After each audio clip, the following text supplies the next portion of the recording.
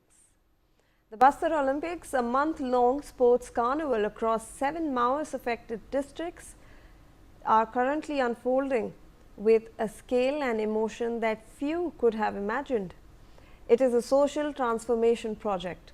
Around 700 surrendered Maoists and survivors of violence are playing side by side with local athletes, including archery, athletics, kabaddi, kho-kho and traditional games that define Bastar's cultural identity.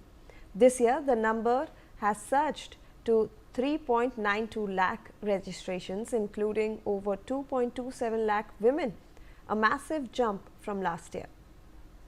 Joining us on the broadcast is my colleague Sudhir Verma with more on this. Sudhir, Bastar Olympics अब शुरू हो रहा है, वहाँ की जो माहौल है वो हमें ज़रा बताएं और कौन से खेल इसमें खेले जाएंगे।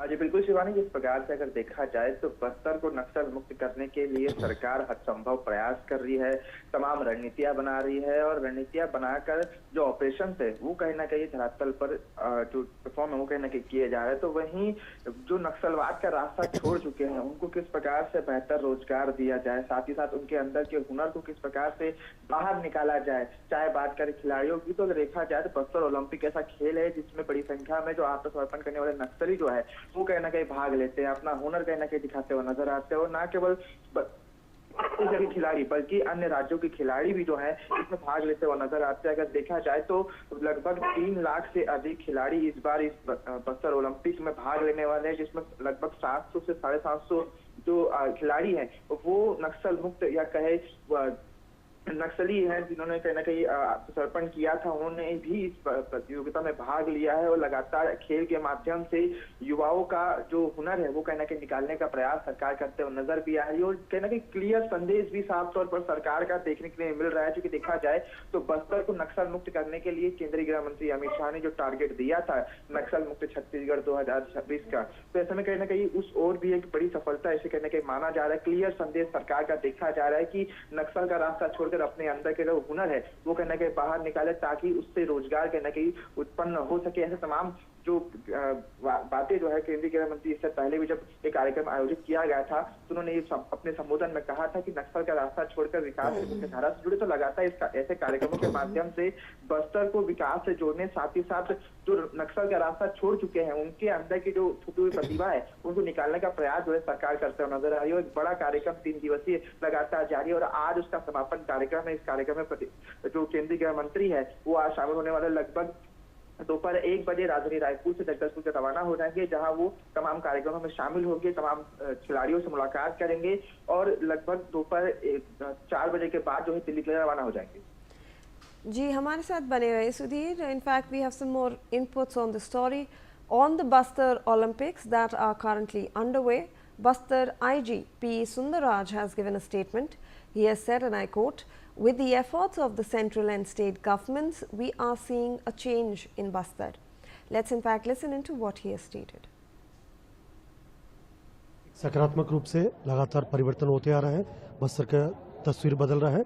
इसको दर्शाते हुए वर्ष 2024 में बस्तर ओलंपिक्स एवं बस्तर पंडुम का आयोजन हुआ, जिसके रेस्पॉन्स काफ़ी सकारात्मक रहा, जिसके माध्यम से हमारा अंदरूनी वनांचल एवं सीमावर्ती क्षेत्र के जो युवा युवती बाहर का दुनिया से जुड़ने के एक अवसर भी एक माध्यम मिला है।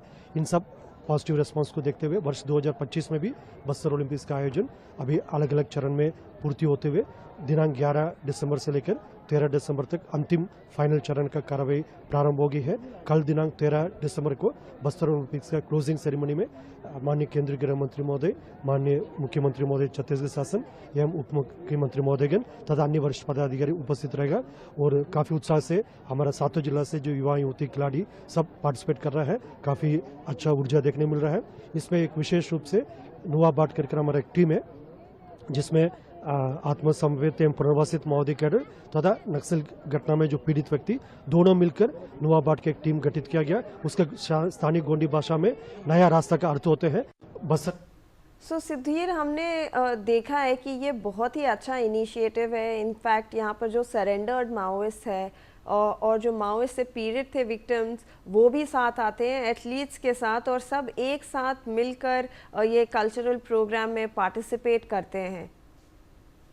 जी बिल्कुल, अगर देखा जाए तो काफी महत्वपूर्ण कार्यक्रम है, क्योंकि देखे तो एक और जहाँ सरकार जो है नक्सलवाद के खिलाफ लड़ाई लड़ती हो, ऐसे में जो नक्सल का रास्ता छोड़ चुके नक्सली हैं उनको इस प्रकार से प्रदर्शित करना, साथ ही साथ उनके अंदर का हुनर बाहर निकालने का प्रयास सरकार का करना, और केंद्रीय गृह मंत्री अमित शाह का जो टारगेट दिया गया है नक्सल मुक्त छत्तीसगढ़ मार्च 2026 का, उसमें देखा जाए तो लगातार ऐसे कार्यक्रम जो है आयोजित किए जा रहे हैं। बस्तर पंडुम का कार्यक्रम आयोजित किया गया, बस्तर ओलंपिक का कार्यक्रम आयोजित किया गया, लगातार लगभग 2 सालों से ये कार्यक्रम आयोजित किया जा रहा है। और लगातार जिस प्रकार से देखा जाए तो कार्यक्रम में केंद्रीय गृह मंत्री जो है शामिल हो रहे हैं, और कहीं ना कहीं तमाम जो नक्सली है उनसे आग्रह भी करते हुए नजर आ रहे, क्योंकि इससे पहले जब कार्यक्रम हुआ था उन्होंने मंच से कहा था कि नक्सली भाइयों, नक्सल का रास्ता छोड़कर विकास की मुख्य धारा से जुड़े। तो इस प्रकार का स्टेटमेंट जब उनका सामने आया तो लगातार नक्सलियों का आत्मसमर्पण करने का जो सिलसिला था वो लगातार शुरू हो चुका था। बड़ी संख्या में बड़े बड़े जो माओवादी थे वो भी कहना कहीं आत्मसमर्पण करता नजर भी आए थे। सेना की कार्रवाइयां भी कहना कहीं तेज हुई थी, और लगातार जिस प्रकार से बस्तर जो है कहना कहीं नक्सल से मुक्त होता हुआ नजर भी आ रहा है। क्योंकि देखा जाए तो एमएमसी जो जोन है वो लंबे समय से नक्सल से जूझता रहा था, जिनमें मध्य प्रदेश, छत्तीसगढ़ और जो महाराष्ट्र है वो कहीं शामिल रहा था। परंतु अब जिस प्रकार से तमाम कार्रवाइयां हो रही है तो मान सकते हैं कि जल्द ही जो नक्सल मुक्त का जो सपना केंद्रीय गृह मंत्री ने देखा है वो कहना कि पूरा होता नजर, क्योंकि देखा जाए तो काफी कम समय बचा है, मात्र 3 महीने ही अब बचे हुए नजर भी आ रहे हैं। और ऐसे में इस प्रकार के बड़े कार्यक्रम होना क्लियर संदेश भी दिखाता है केंद्रीय गृह मंत्री का कि नक्सल को लेकर किस प्रकार से केंद्रीय गृह मंत्री जो है रणनीति बनाकर, साथ ही साथ कितने सजग इसको लेकर के दिखते हुए नजर भी आ रहे हैं। इस प्रकार का बड़ा कार्यक्रम ये बताता है कि बस्तर के लोगों को विकास से जोड़कर, साथ ही साथ युवाओं को बाहरी दुनिया से जोड़कर कहीं ना कहीं उनके अंदर का हुनर निकालने का जो प्रयास है वो सरकार का साफ तौर पर इस प्रकार के कार्यक्रमों के माध्यम से देखने को मिल रहा है। जी धन्यवाद सुधीर आपका।